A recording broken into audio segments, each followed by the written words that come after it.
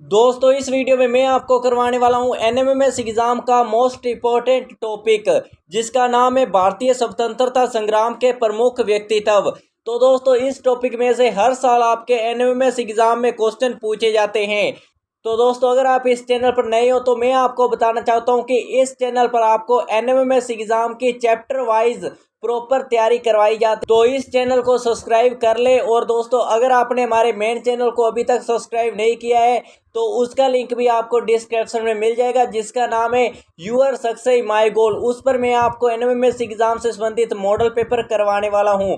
तो चलिए दोस्तों इस वीडियो को शुरू करते हैं और इस टॉपिक को करते हैं। तो दोस्तों यह छात्रवृत्ति ऐसे तो मिलने नहीं वाली है, इसके लिए आपको पढ़ना पड़ेगा और जो मैं आपको करवाता हूं बस आप उन्हें याद कर लीजिए। तो दोस्तों आप इसे नोट्स भी बनाइए, अपनी कॉपी लेकर बैठिए, जो मैं आपको बताता हूं उसको लिखते जाइए। भारतीय स्वतंत्रता संग्राम के प्रमुख व्यक्तित्व, जिसमें दोस्तों प्रथम हम बात करने वाले दादा भाई नौरोजी। तो इसकी उपलब्धियों के बारे में बात करें, दादा भाई नौरोजी 1825 से 1917 ब्रिटिश कालीन भारत के एक पारसी बुद्धिजीवी, शिक्षा शास्त्री, कपास के व्यापारी तथा आरंभिक राजनीतिक एवं सामाजिक नेता थे। इन्हें भारत का बायोवृद्ध पुरुष यानी ग्रांड ओल्ड मैन कहा जाता है। तो दोस्तों आपको यह याद रखना है कि भारत का बायोवृद्ध पुरुष किसे कहा जाता है, तो आप कहेंगे दादा भाई नौरोजी। तो ग्रांड ओल्ड मैन भी दादा भाई नौरोजी को कहा जाता है। आप सिर्फ इस चीज को याद रखिए। तो दोस्तों जो इम्पोर्टेंट है सिर्फ आप यही लिखना, एक्स्ट्रा कोई भी चीज मत लिखना। आगे हम बात करने वाले हैं बंकिम चंद्र चटर्जी। बंकिम चंद्र चटर्जी बंगाली भाषा के प्रख्यात उपन्यासकार, कवि, पत्रकार थे। भारत का राष्ट्रीय गीत वंदे मातरम की रचना इन्होंने की। आपसे पूछा जाएगा कि भारतीय राष्ट्रीय गीत वंदे मातरम की रचना किसने की, आप कहेंगे बंकिम चंद्र चटर्जी ने। अब हम बात करते हैं एनी बेसेंट। एनी बेसेंट एक आयरिश महिला थी जो 1917 ईस्वी में भारतीय राष्ट्रीय कांग्रेस की अध्यक्ष भी बनी थी। आपसे पूछा जाएगा कि 1917 ईस्वी में भारतीय राष्ट्रीय कांग्रेस अध्यक्ष कौन थी महिला, तो आप कहेंगे एनी बेसेंट। इन्होंने थियोसोफिकल सोसाइटी की स्थापना की। इन्हें आयरन लेडी के नाम से भी जाना जाता है। उपनाम से हमेशा एनएमएमएस एग्जाम में क्वेश्चन पूछा जाता है। आपसे पूछा जाएगा आयरन लेडी के नाम से किस महिला को जाना जाता है, आप कहेंगे एनी बेसेंट। आगे हम बात करते हैं बाल गंगाधर तिलक। बाल गंगाधर तिलक एक समाज सुधारक, वकील, स्वतंत्रता सेनानी थे। इन्होंने होम रूल लीग की स्थापना की थी और साथ ही साथ गणेश उत्सव और शिवाजी उत्सव को भी प्रारंभ किया था। आपसे पूछा जाए कि होम रूल लीग की स्थापना किसने की, आप कहेंगे बाल गंगाधर तिलक। आगे हम बात करते हैं बिपिन चंद्र पाल। भारतीय स्वतंत्रता संग्राम के उग्रवादी नेता में से एक बिपिन चंद्र पाल, इन्होंने स्वदेशी आंदोलन का संचालन किया। तो दोस्तों आपसे पूछा जाएगा कि स्वदेशी आंदोलन के संचालक कौन थे, तो आप कहेंगे बिपिन चंद्र पाल। दोबारा रिपीट मैं इसलिए कर रहा हूं ताकि यह क्वेश्चन आपको वीडियो में ही याद हो जाए। रविंद्रनाथ टैगोर। रविंद्रनाथ टैगोर एक बंगाली कवि थे जिन्होंने भारत के राष्ट्रीय गान जन गण मन की रचना की। इन्हें इनकी रचना गीतांजलि के लिए नोबेल पुरस्कार भी मिला था। तो दोस्तों आपको पूछा जाए कि गीतांजलि किसकी रचना है, आप कहेंगे रविंद्रनाथ टैगोर। जन गण मन राष्ट्रीय गान किसकी रचना है, आप कहेंगे रविंद्रनाथ टैगोर। आगे हम बात करते हैं लाला लाजपत राय, जो कि स्वतंत्रता संग्राम के प्रमुख व्यक्तित्व थे। भारतीय स्वतंत्रता संग्राम के अग्रणी नेता लाला लाजपत राय, जिन्हें शेर ए पंजाब के नाम से भी जाना जाता है।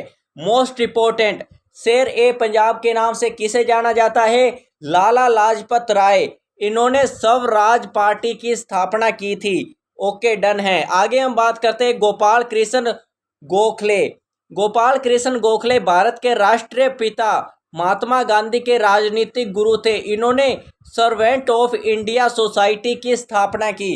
तो दोस्तों वीडियो पर बने रहना, आपको यह वीडियो बोर जरूर लगी क्योंकि पढ़ाई हमेशा हर बच्चे को बोरिंग सब्जेक्ट लगता है। तो दोस्तों ये काफ़ी छोटी वीडियो है तो आप इसे पूरा जरूर देखिए ताकि आपको यह छात्रवृत्ति मिले। क्योंकि दोस्तों आपको भी पता है कि किसी भी चीज़ को पाने के लिए मेहनत तो आपको करनी होगी। अब हम बात करते हैं महात्मा गांधी के बारे में। भारतीय स्वतंत्रता संग्राम के नेतृत्वकर्ता के रूप में प्रसिद्ध महात्मा गांधी, जिन्होंने सत्य और अहिंसा के रास्ते पर चलते हुए भारत को आज़ादी दिलवाई, इन्हें राष्ट्रपिता और बापू के नाम से भी जाना जाता है। आगे हम बात करते हैं सरोजिनी नायडू।